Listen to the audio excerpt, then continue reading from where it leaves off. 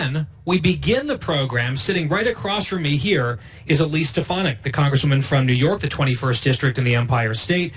She is serving in her third term. Of course, you know her from the House Intelligence Committee and the entire bonanza of impeachment outrage from all sides. Congresswoman, what a pleasure to have you here in Iowa. It is great to be back, and they also know me because I was on the Guy Benson show and had a great time. Yes, that's many people are saying that's what you're best known for, your previous appearance on the show, now twice. So we are honored. Let's get going by talking about impeachment. And I'm thinking about these 4 days that we're in the midst of right now. Yesterday was the Super Bowl, arguably the biggest cultural event in American sort of the shared experience of America. Then today we have the Iowa caucuses. Tomorrow is the State of the Union address from the president. And then the next day there will be impeachment votes in the U.S. Senate, which will happen during this show. We'll be live as those votes unfold. The Senate arguments just wrapped up a few moments ago. So we're within 5 hours of the doors closing here in the caucuses in Iowa. The closing arguments in the impeachment trial back in D.C. now over. The U.S. Senate will now go into a period of debate where each senator will have an opportunity to speak for up to 10 minutes. That will carry through until Wednesday afternoon. And we saw the president's advocates making their arguments. We saw the House impeachment managers making the case to convict the president and remove him from office. Having had a front row seat to all of this, looking at all of the intelligence, having these battles in front of the cameras and behind closed doors, sitting here now, Congresswoman, if you had 2 minutes, let's say, on the Senate floor today to make your closing argument on this issue, what would you say? I would say this is about the Constitution. This is about the fabric of our republic. Adam Schiff, when he took to the well of the U.S. Senate, said this was not just about the 2016 election, but about the 2020 election. And I believe that this was Democrats' focus on undermining the president and really wanting to impeach him since the day after he was elected.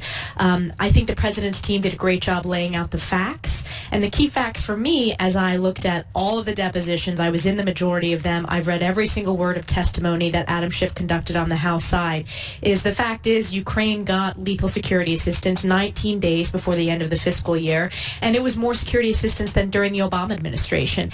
And, you know, people may disagree with the president's policies. I happen to agree with his policies, but anything that was included on the transcript, this does not rise to the level of impeachable offenses. And that's what this is really about. This is about the Constitution, and it's about making sure that the American electorate can make the decision at the polls this November. As you said, this week everything is jam-packed. We're getting the first votes cast at the caucus. So this needs to be figured out by the American people rather than Adam Schiff, who has a flimsy case for impeachment.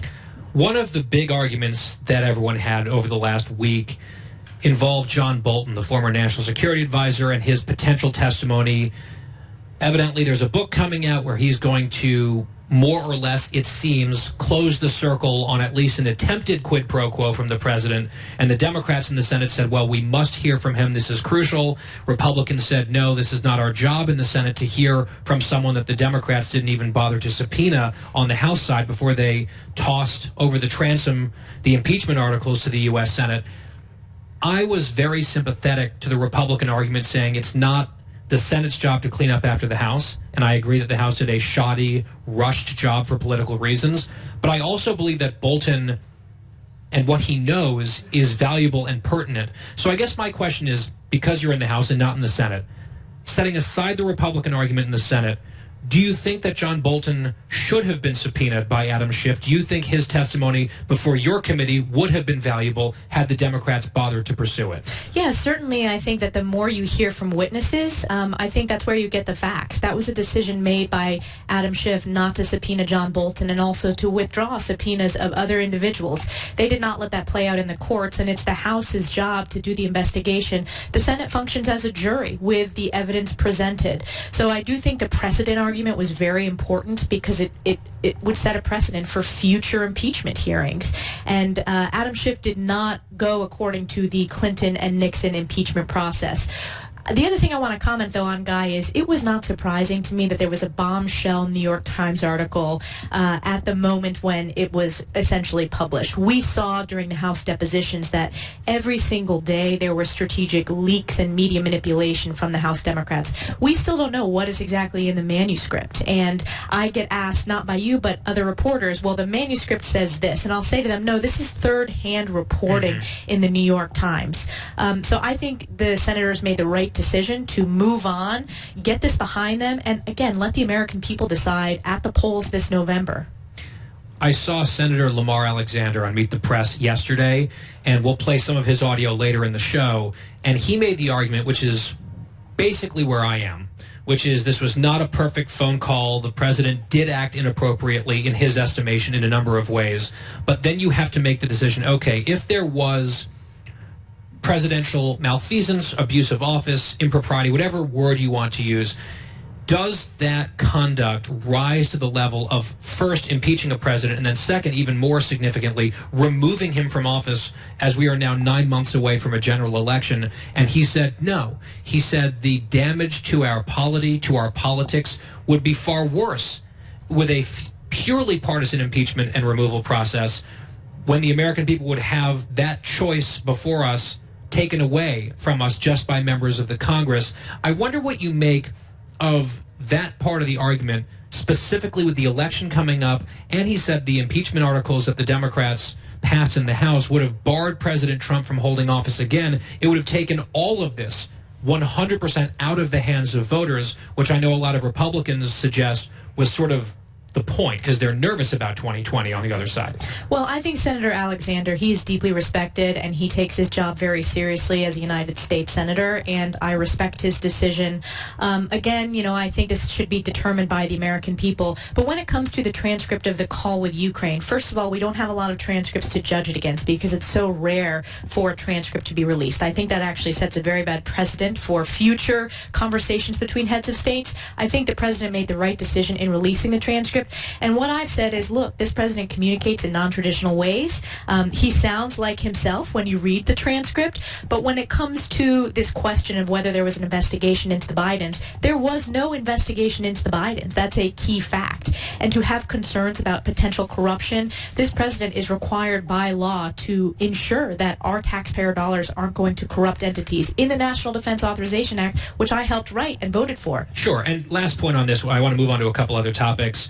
I hear where you're coming from. I agree that it is very important and relevant to note that ultimately the Biden investigation was not announced and the aid did in fact flow to Kiev. But there's been a fair amount of reporting that would suggest the reason that the would-be quid pro quo was not finalized, didn't actually happen, wasn't executed, is because they kind of got caught. The whistleblower started to percolate. Some senators were asking questions, why is this aid not flowing? Then they pulled the plug. So I'm not sure if that's ultimately, in terms of outcomes, it is a defense. In terms of intent, I'm not sure it's totally convincing. What do you think of that? Well, I think some of the testimony that was very important is this pause on foreign aid. It was not just to Ukraine. There are other countries where there was a pause, making sure that taxpayer dollars weren't going to corrupt. And the president has been skeptical generally. Absolutely. He ran being a skeptic in 2016, and I even have been critical and disagreed with some of the skepticism, although, as I hear from constituents in my district, people want to make sure that their hard-earned taxpayer dollars aren't going to corrupt entities.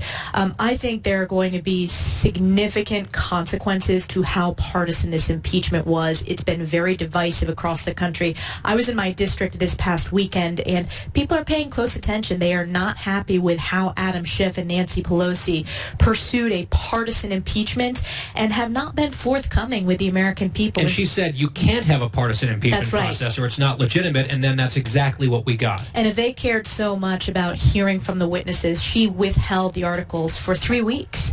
They could have pursued the process by subpoenaing John Bolton if they cared that much about the facts. This was on an arbitrary timeline, and they just wanted to get this done before the holidays. So, Congresswoman, and my guess is Elise Stefanik from New York, you were thrust into the limelight with this impeachment process. And I'd followed your career because we kind of know each other a little bit as a thoughtful, young, up-and-coming member, and that's cool. And then, bang, you're on this committee. You are gaining a lot of attention. People on the conservative side of things are rallying to your cause. The left is really coming to dislike you strongly and letting that be known on social media and elsewhere, giving a lot of money to your opponent. And I know there were certain people gleefully doing jigs because your opponent, who's a big spending, tax and spend liberal Democrat, was out there raising significant financial resources to try to defeat you. Then you release your numbers. Your quarter four of fundraising was like genuinely a blockbuster, just shocking. Talk about that, the numbers, and what that says to you.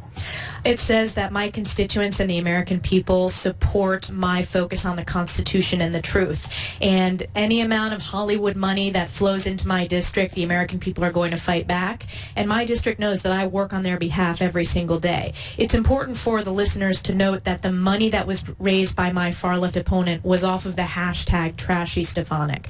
And I was smeared by people like Rosie O'Donnell, Chelsea Handler, George Conway, and it was an interesting and sort of jarring personal experience to go through, but I really am appreciative. My constituents completely understand what's happening. They will all tell you that Hollywood money is not going to change this district, and they know that I constantly focus on delivering results, and I am an independent voice. If you look at my voting record, I always put my district first. Yes, and occasionally we have disagreements about some of your votes because you will not always toe the party line. That's right. And that's the same with me, but occasionally our towing of the party line, they diverge from time to time, and I think that's a healthy thing. Last question, and it's sort of along similar lines involving your growing profile within the party. Long before your political celebrity bloomed vis-a-vis impeachment, you had really come out and strongly made the case that the Republican Party has an issue with women voters and female candidates. It's dwindled down to a very small number of female Republicans in the House, and you set about this one-woman mission to change that trajectory, and there's been a fair amount of success on that front. You're here in Iowa partially because there are some terrific women running for office in this state to try to flip back some congressional districts. I've seen some good news involving fundraising numbers out of California, a few other targeted seats. If you would, just give us an update on some of those efforts, because I think it's critically important given that more than half the electorate are women. Absolutely. So we have tremendous women candidates across the country, and really our top-tier candidates who are targeting those must-flip districts are women. The two candidates you mentioned in California are outraising Democratic incumbents. That's almost unheard of. That would be Young Kim and Michelle Steele. Right here in Iowa, we have a number of targeted seats. One of my favorite candidates that I helped recruit is Ashley Hinson, who is running in Iowa 1. That was previously held by a Democrat, and it's better for her to run in a presidential election year because Republicans will turn out. Her opponent, Abby Finkenauer, voted to impeach the president and has voted 90% of the time with AOC. In addition, we have Iowa 2 with Marionette Miller Meeks. She's run previously. She has a tremendous healthcare background. She's a doctor. She's a candidate to watch. And the other congressional seat that I'm really excited about in Iowa is David Young in Iowa 3. I'm doing a breakfast for him tomorrow. He and I were elected the same year in 2014. He's very focused on issues important to Iowa: agriculture, manufacturing, veterans. He was on the Appropriations Committee. He's going to have a very strong race against Sidney Axney. And then Joni Ernst. We have a big Senate race with a strong Republican woman that we need to make sure she gets across the finish line. I've gotten to know Joni. We were elected at the same time as well in 2014, and I think she's a tremendous role model for other Republican women. Well, Congresswoman, it's always a pleasure to speak with you, whether it's over the phone or even better in person. Best yet in Iowa on caucus day. It's for those of us who are political nerds, it's sort of like the Super Bowl continued today as it really kicks off, to continue the football analogy. We are so delighted that you were able to swing by and make some time for us. Absolutely, and I'd love to be on your show in the future, Guy. We will love to have you back. Congresswoman Elise Stefanik, she represents New York 21, and by now you definitely know her, and we'll see the outcome on Wednesday of this impeachment saga that she's been knee-deep in now for months. Thank you, Congresswoman. Thank you.